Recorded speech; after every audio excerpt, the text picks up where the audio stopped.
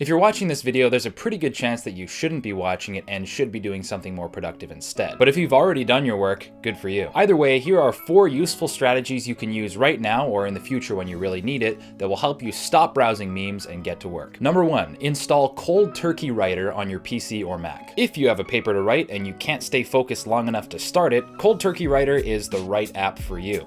You set the amount of words you want to write, hit enter, and it will literally not let you leave the app until you hit your word count goal. You can't Alt F4, you can't Control Shift Escape, you just have to do the work. Number 2, install the Forest app on Chrome. I talked about Forest in an earlier video, but I didn't really dive into what it actually does. Basically, you plant a seed. In the next 30 minutes, this seed will gradually grow into a tree.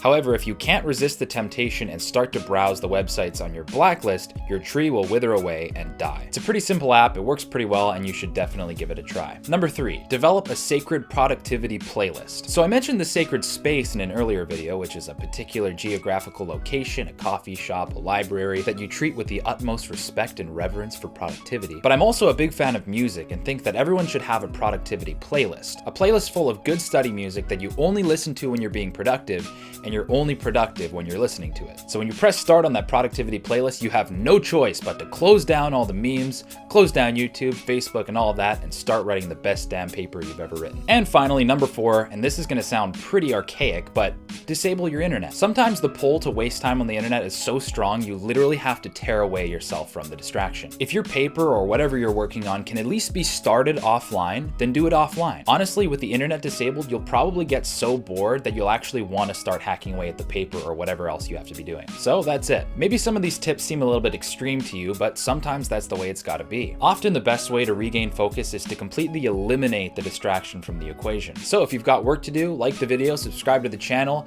get off YouTube, and get to work.